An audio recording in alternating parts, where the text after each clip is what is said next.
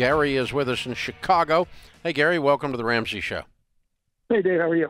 Better than I deserve. What's up? Thanks for taking my call. It's really a pleasure.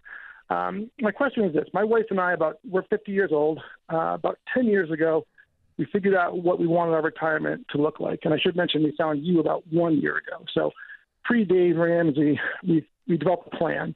And we wanted our retirement to look like a vacation property in Kiowa Island, a vacation property in Park City, Utah, and somewhere else a third primary home. And so what we did was we went out and bought a rental property in both of those two locations.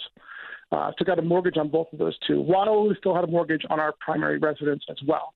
For 5 years, since we bought those properties, we got them about 5 years ago. We've been short-term renting them. They cash flow positive. They've been great. We have better than 50% equity in all three of our properties, our primary residence and the two rentals. But we realized that's not the Dave Ramsey way. But we've got a good income, a good net worth, the cash flow positive. We're about 10 years away from retirement. And this is like our dream. So I kind of want to know what you would do. It sounds like based on your personal experience, we've got some risk. Well, I think everyone would agree that debt equals risk and more debt equals more risk. Agreed? Very much, yeah. Okay. We have no other consumer debt. So that means you have less risk than other people who have a lot of debt, but you have some risk. So I can't tell what it is. So how much mortgage debt do you have? So to keep the numbers real simple, we owe $500,000 on each of the three properties. Our primary residence. So you have $1.5 million in mortgage debt. Correct, but better than 50% equity I heard all that. each of those properties. Yeah, okay. And your net worth is what? 3.3 net worth. So what's the other 1.5 in? Or 180? So it's 401ks and brokerage accounts. Okay. And how old are you guys? We're 50, and our household income is $400,000. Okay. I'm not panicking about this. The only thing I would adjust is, here's the thing, okay? It's not a Dave Ramsey thing. It's just when you scour the people who have a net worth of 1 to 15 million, we find in the data, and we did one of the largest studies of millionaires ever done a few years ago, we find in the data some commonalities, meaning that they're causal, okay? These things caused people to have this net worth. One is they did what you did. They built a really nice retirement plan, nice 401k. They usually got $1 million, $1.5 million, like you've got, in your 401ks, your brokerage accounts, your retirement accounts, okay? Two is they have paid for real estate, their home. So as an example, a scaled down version of where you are, what we found in the millionaire study a lot was a guy or gal, a couple, with a $600,000 paid for house and $1 million in their 401k.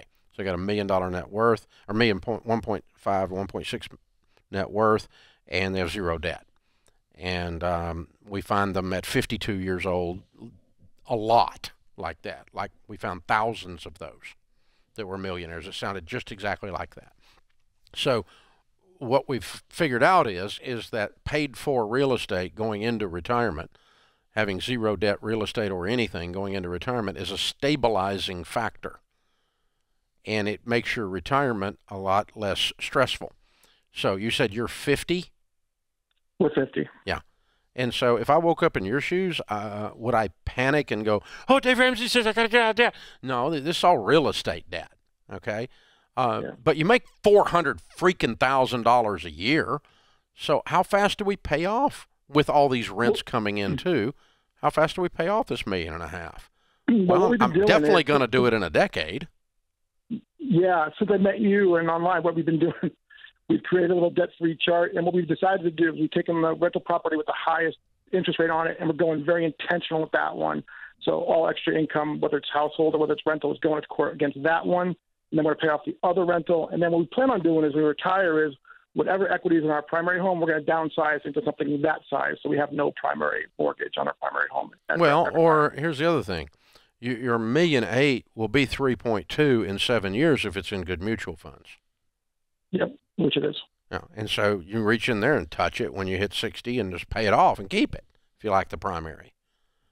You don't necessarily have to downsize the primary. How quickly can you pay off $1 million of the $1.5 million?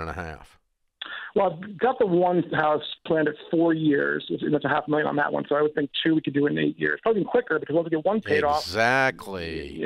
Yeah. I'd like to see you do the whole thing in about 8. I think we can. Yeah. So if you get to 59.5, you got anything left, just take a little out of your retirement account and pay it off.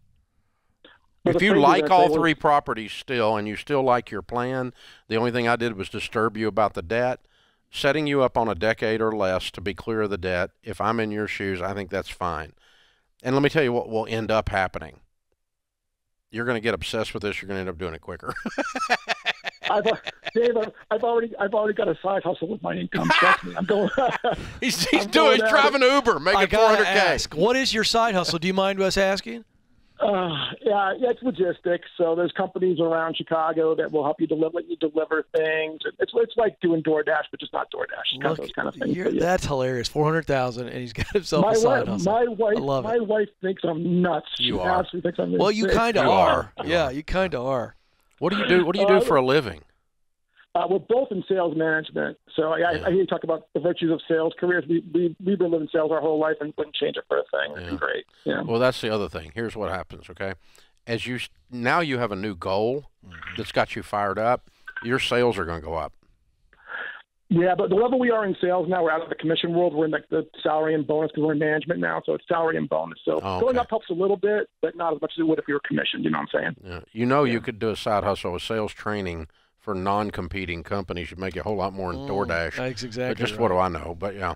Anyway, you're doing great, man. I'm so proud of you. It's so cool. I appreciate you getting fired up on our stuff. And all it's going to do is just increase your peace level as those debts start dropping off. And even putting them in the crosshairs and knowing when they're going to drop off, the peace comes just from doing that.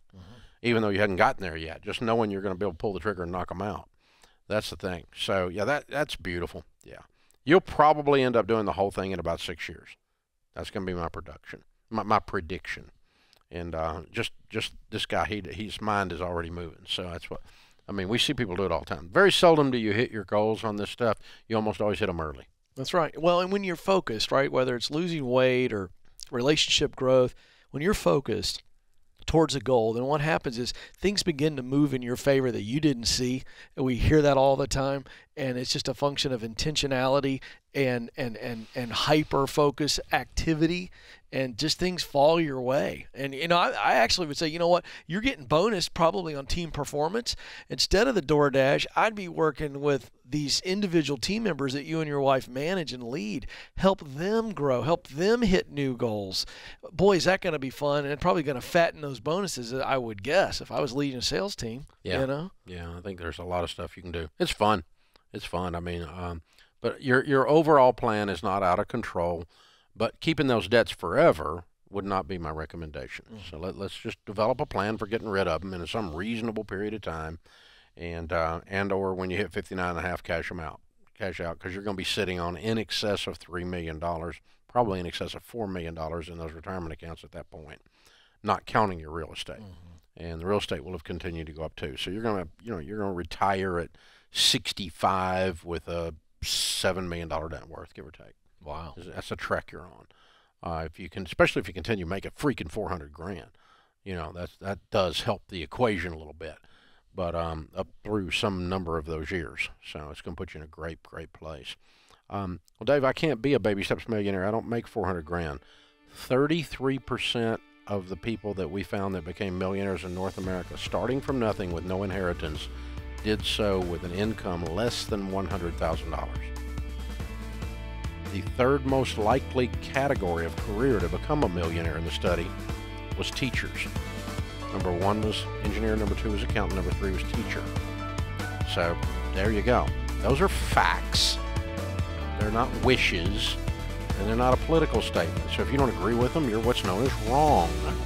This is The Ramsey Show.